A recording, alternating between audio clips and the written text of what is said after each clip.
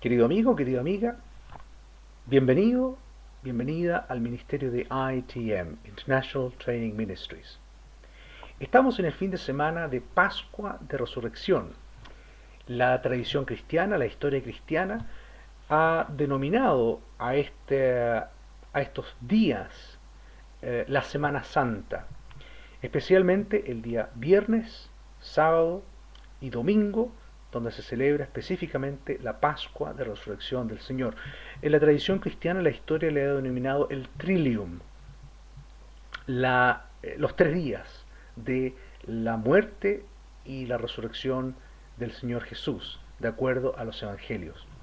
Pero nuestra reflexión de hoy es, ¿por qué hablamos de la Pascua? ¿Por qué le llamamos la Pascua? Y quiero que vayamos junto a usted a la palabra de Dios.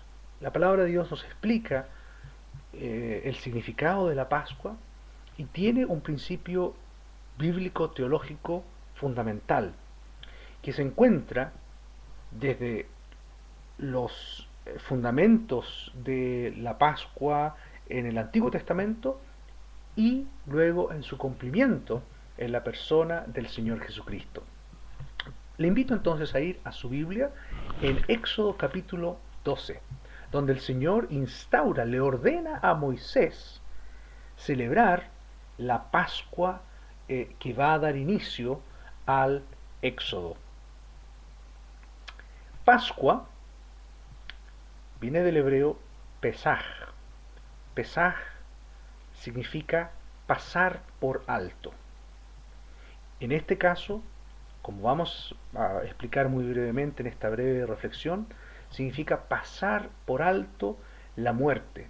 El ángel de la muerte pasa por alto aquellas casas, aquellos hogares de los cuales estaban marcados por el Cordero Pascual. Pero vamos a Éxodo capítulo 12, ahí están los orígenes de la Pascua, en el caso del Antiguo Testamento, prefigurando la Pascua, el cumplimiento del Cordero Pascual, de la Pascua como tal, en el Señor Jesús. Pero Éxodo capítulo 12 dice, habló Jehová a Moisés y a Aarón en la tierra de Egipto, diciendo, este mes os será principio de los meses. Para vosotros será este el primero en los meses del año. Hablad a toda la congregación de Israel, diciendo, en el 10 de este mes, tómese cada uno un cordero según las familias de los padres, un cordero por familia.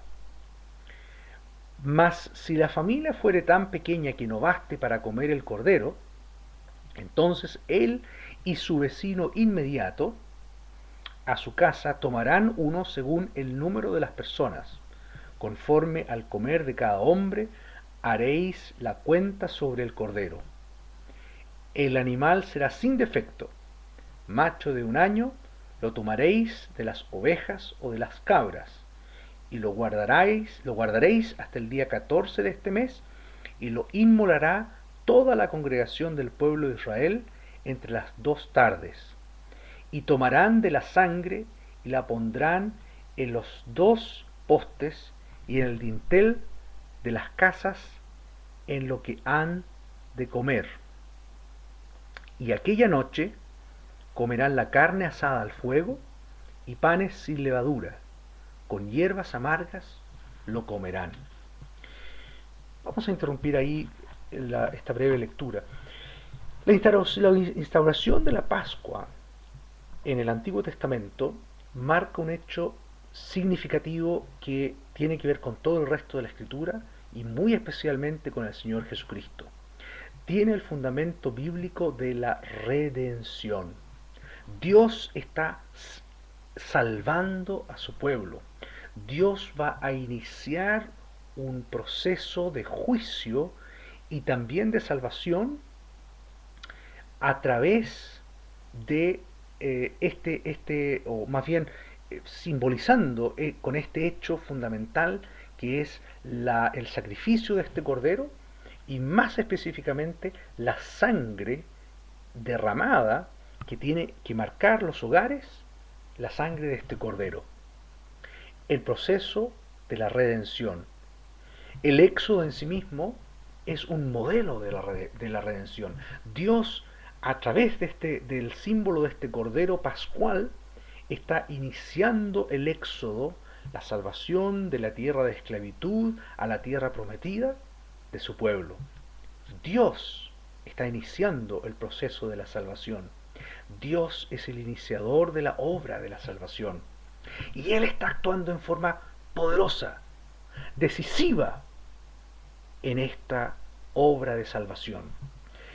Y el modelo de la redención, fíjese, como lo acabamos de leer, involucra el derramamiento de la sangre del Cordero Pascual. Involucra esta, este paso por alto de la muerte, es decir, la muerte no toca a aquel que está marcado por esta sangre del Cordero. Ese es el significado de la Pascua. Y Dios está iniciando este éxodo a partir de este evento histórico que los judíos estaban llamados a celebrar cada año, que marcaba, como la lectura lo ha dicho, el inicio de su año. Entonces todo giraba en torno a, a la Pascua, donde ellos, más adelante, por supuesto, ya cuando se realiza el proceso, el éxodo mismo de Egipto, ellos van a celebrar, van a continuar celebrando esta Pascua, simbolizada, especialmente central en esta Pascua, era el sacrificio de este Cordero Pascual, que la sangre de este Cordero Pascual entonces los simbolizaba esta redención donde la muerte no tocaba al pueblo. Entonces, esta es una salvación por medio de la sangre del Cordero Pascual. Ahora, todo este modelo de redención es lo que nosotros significamos también hoy día en la Pascua del Señor Jesucristo. Cuando hablamos de la resurrección del Señor, la Pascua del Señor, la Biblia habla que es el Señor Jesucristo el cumplimiento del Cordero Pascual en el Antiguo Testamento. El Antiguo Testamento, el Cordero Pascual era un símbolo, era una prefigura, donde cada año tenía que celebrarse. Sin embargo, el verdadero Cordero de Dios, el Cordero inmolado, el Cordero sin mancha, que fue sacrificado en la cruz del Calvario por usted y por mí, ese Cordero es ese sacrificio en la cruz, ese derramamiento de sangre en la cruz de Jesús, es el derramamiento, el Cordero Pascual perfecto, para siempre. No hay otra, no hay repetición de ese acto maravilloso, donde Él nos salva a nosotros de la muerte, del pecado, de pertenecer al reino de las tinieblas. Él nos rescata. Él, a través entonces de la Pascua, donde celebramos la Pascua, entonces, teológicamente, bíblicamente hablando, Jesús está inaugurando un nuevo éxodo.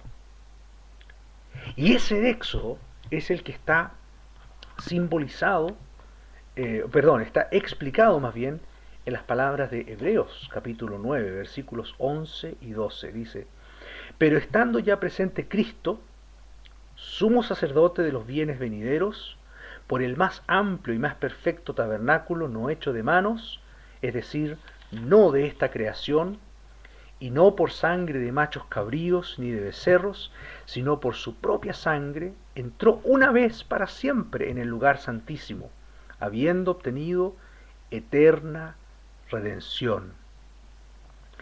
Entonces, así como la sangre del Cordero Pascual en los tiempos de Moisés simbolizaba la salvación y no dejaba que la muerte tocara a esa familia, de la misma manera entonces el Señor Jesucristo es aquel que nos lleva, nos permite la salvación en este éxodo que Él ha hecho posible. En otras palabras,